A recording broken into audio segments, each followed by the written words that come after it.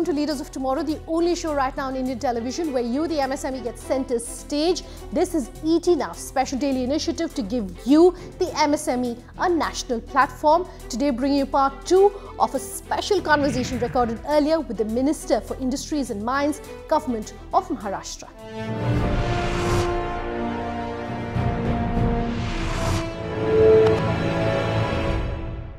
A lot of banks that speak to us say that books of finance, the books of MSMEs are not transparent. Do you hear that? What is your advice to them about how they should avoid that, go about ensuring their books are in order? Yes. See, our bank system is, age old, and they follow whatever rules are there in their books. And the MSME or new entrepreneur, he finds it very difficult to match with the rules.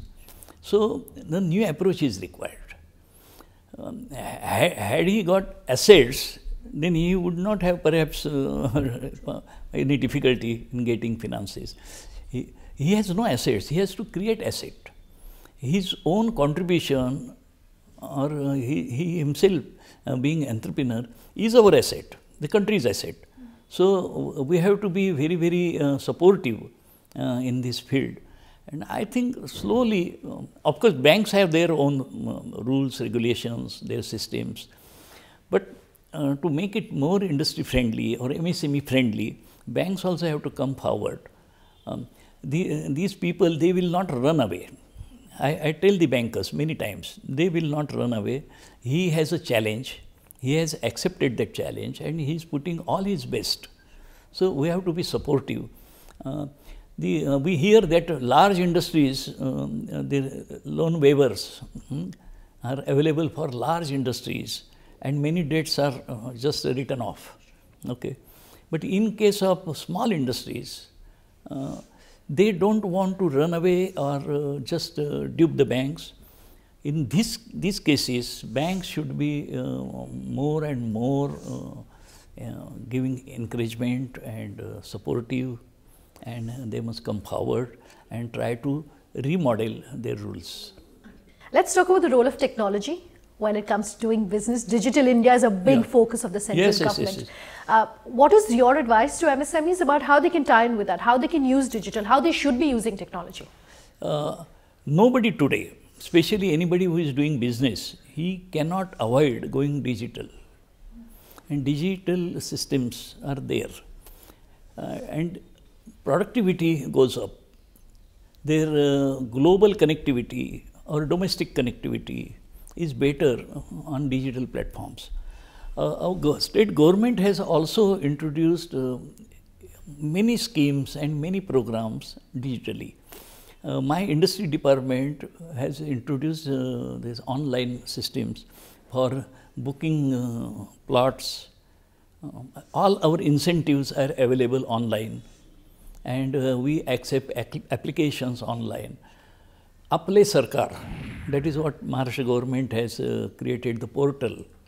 So government as well as the industry, big or small, they have to accept digital platform and they must embrace this new technology. It will help at the end. Okay. Technology also is now leveling the playing field when it comes to a smaller company competing with a larger company. They're both competing for the same pie, same share of the pie.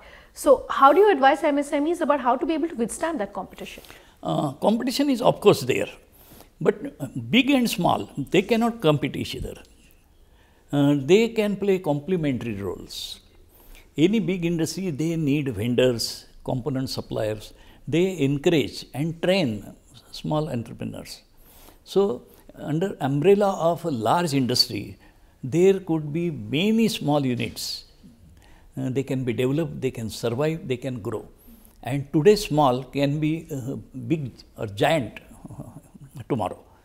But for this complete ecosystem, that is helping. One should not be afraid of the other. They are supportive and together they can grow themselves and they can bring about the development. So there are big opportunities, and we see in many sectors and many industrial areas, one big industry is supporting small units. Sure. So, this is the way how we grow. Okay. I do know you've spoken extensively in the past about how small and big companies should work together. Yes. Your advice for MSMEs about what they should be learning from big companies? Yes. Technology. We cannot go with our old techniques. So, small units are also required to be ready to accept new technology and skill development.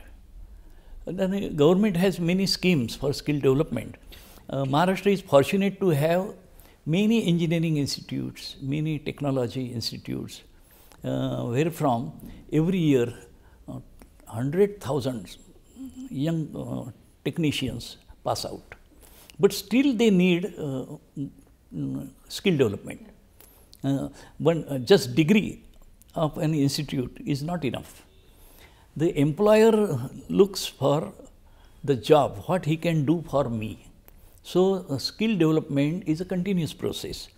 We have also invited many large industries to promote skill development in our existing institutions.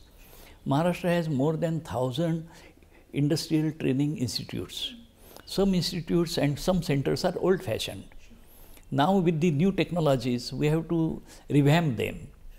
So, companies like Bosch, companies like Siemens, Mercedes, Bharat Forge, they have come forward and they have adopted some institutes, and they have changed the total syllabus there, total education system there, and they have taken care of the industry's needs, what today's industry needs.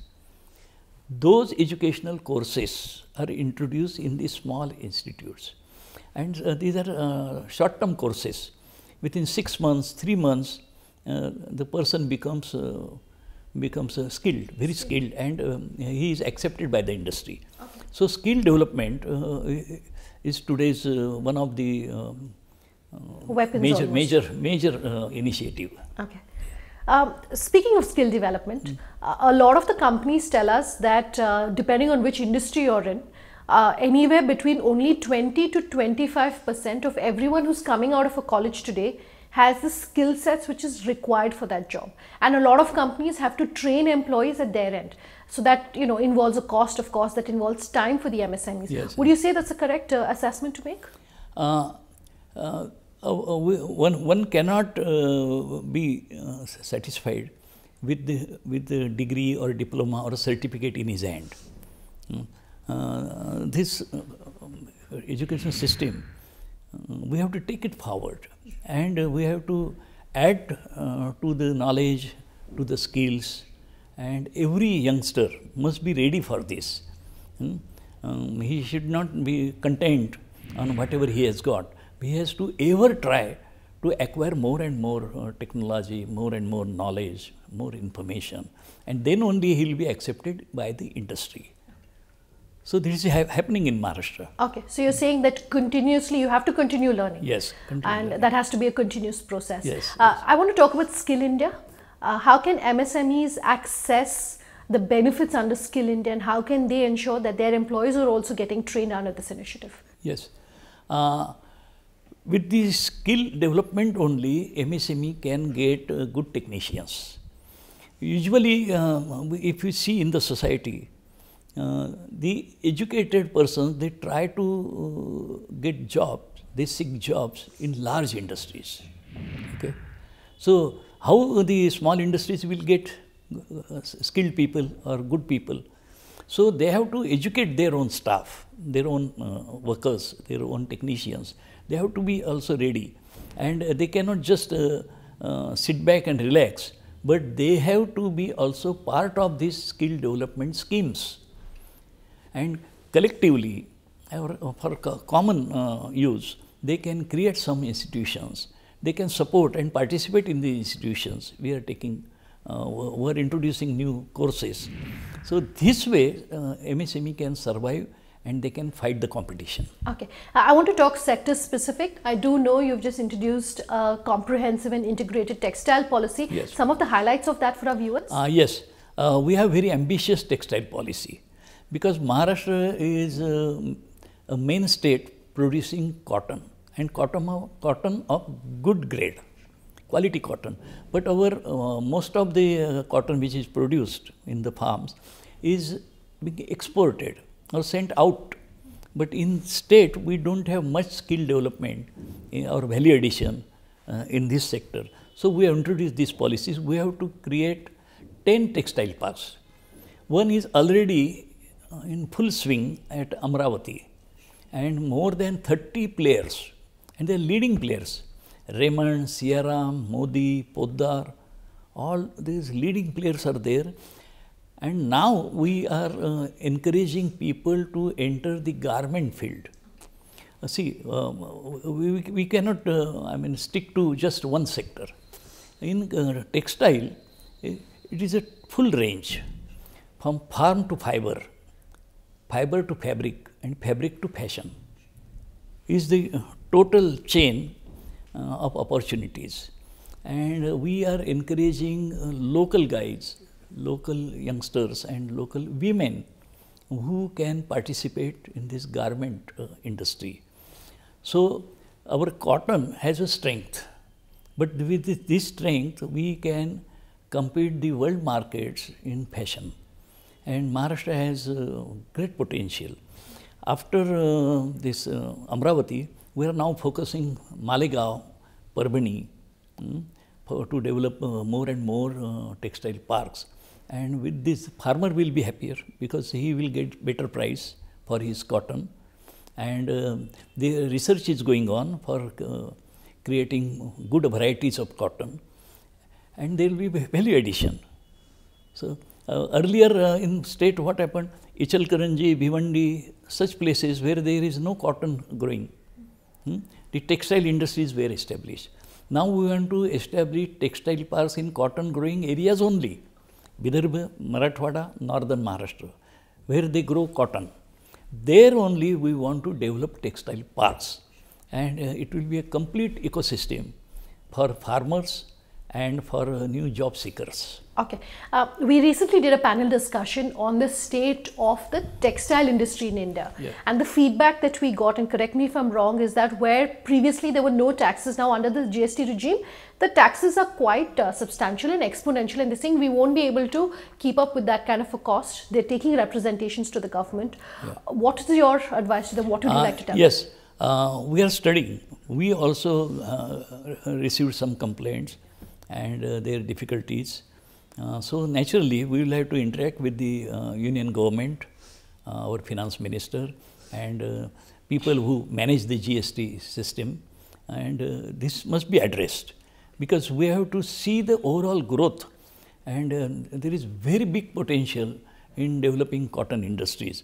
So on tax front also, if they need some support, we have to be ready, and we are asking our committee here in the state to study in detail what are those problems, what are those difficulties, and how we can best resolve. Okay. I also want to talk about the real estate industry in the state of Maharashtra. Along with GST, they of course have RERA, which has been imposed on them. Your advice in terms of the kind of growth then that you're expecting to see in this industry? Yes, this is a good initiative, RERA. And with this, people have great hope that their money would not be lost. Some players in the real estate sectors, they made some mistakes, or they had wrong ideas, and the ultimate sufferer was a common man. So with RERA, now they have hopes, and people will come in the line. Anything new or any new system introduced, initially people find it difficult to match with that. But slowly, when it is in larger interest of the common people, this will be a successful initiative. And one must support RERA and try to be within the framework of law. If you go out of that, if you try to break the law, you will suffer, you will have to pay the price. If that is the lesson RERA is now giving. So we have to take a very short break at this point, but much more on the other side. Just stay tuned.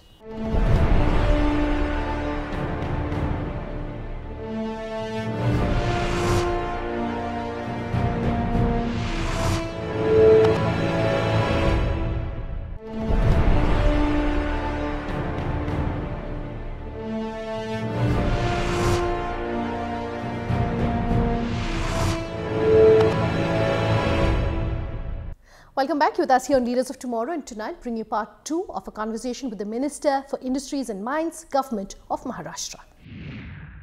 I want to talk about the travel and tourism industry in Maharashtra. I do know it's one of the major revenue earners. Any specific schemes or policies for this industry you can talk about? Yes, tourism for Maharashtra, tourism is a sector where we have big potential. And our corporation, Tourism Corporation, Department of Tourism, they have ambitious programs. And we have beaches, we have forts, historic forts, where the new generation is attracted. But we have to provide facilities, some amenities there. And this is what the department is now focusing on. We have some heritage sites which Maharashtra is proud to have. And certainly the people from all over the states and from across the boundaries can visit, they can find it comfortable. We have to develop infrastructure. That is the main need. But now the government has realized that if we support this tourism industry, state will have rewards and people will get more and more jobs. So tourism is getting developed. Okay. How about the logistics industry? Warehousing, the warehousing policy is something that the central government also has been pushing for quite a bit. Yes, yes. We are expecting competition will increase. I mean, the likes of an IKEA announcing they're going to come to India. So how are you working on the logistics sector? Anything you can talk about? Our Department of Industry has already prepared a policy for logistics, and our Maharashtra Industrial Development Corporation have recently modified their schemes to encourage logistics more and more in the industrial areas. So the connectivity between ports and industry, between airports and industry, via highways, railways, they are being developed now.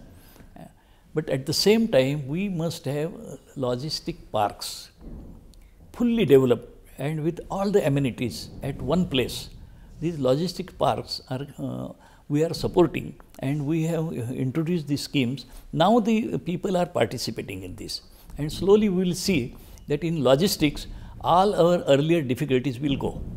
You were talking about specific schemes that you've launched for the first time in the country for women entrepreneurs. Yes. We recently did a panel discussion on Leaders of Tomorrow where some of the findings were very surprising, that in India the number of women who work are comparable with sub-Saharan countries. It's very dismal. Why do you think that gap is happening? Yes, and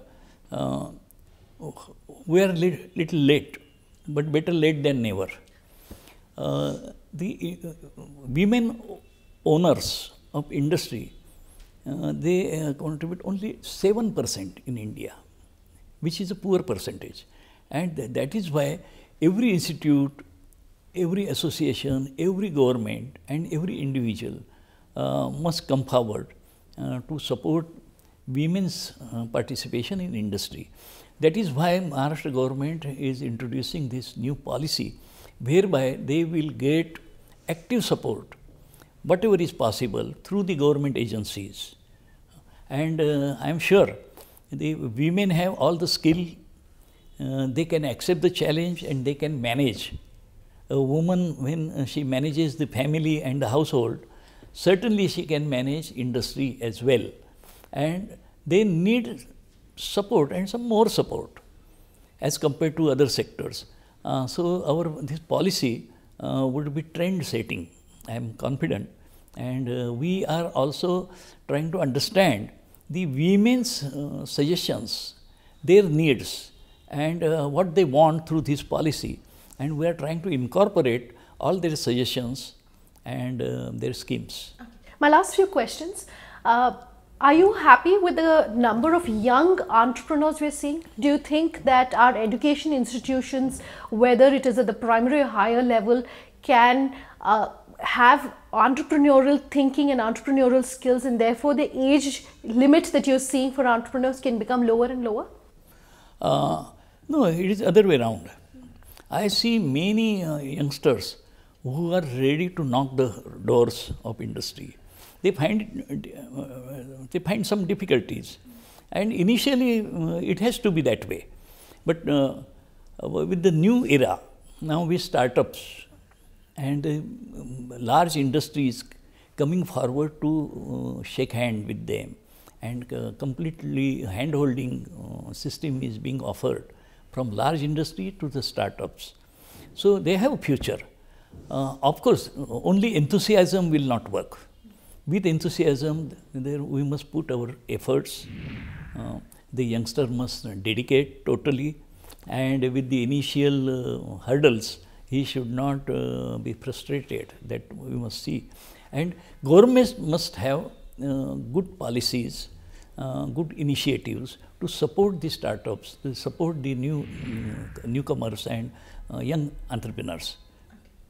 Post demonetization, are you happy with the number of MSMEs who are moving to digital platforms for finance? There is no other way. One has to join the digital platform. Demonetization, of course, the impact is there, it is visible. But we cannot stop here. We have to get over the problem, and we have to be more and more assertive. I think with the more digital platforms and formal trading, it will settle down. People will find it convenient to be on digital platforms. All right, my last question to you. Through our show, if there's one piece of advice for entrepreneurs and MSMEs watching, what would it be? Your dream is your own dream. So we must not miss focus on that dream. If everyone tries to reach to that point of success, I think there are many people to support, many schemes for their encouragement. Everything is there, but his own initiative is the key. So I think Indian youngsters, and especially youngsters from Maharashtra, has great future, and they will reach their goal of success. Thank you very much for speaking with us here on the Leaders of Tomorrow. So that concludes part 2 of the special conversation that we did for you, the MSME entrepreneur, with the Minister for Industries and Mines, Government of Maharashtra. If you have anything that you want to say to us, do remember you can always write in at leadersoftomorrow@timesgroup.com. On social media, tweet at me personally at Sunanda_J or LOT_ET now, or on our Facebook group Leaders of Tomorrow on ET now. You can also call us on that number you see on your screen. We promise to have all your questions answered. Thanks for watching. Hope you have a good night.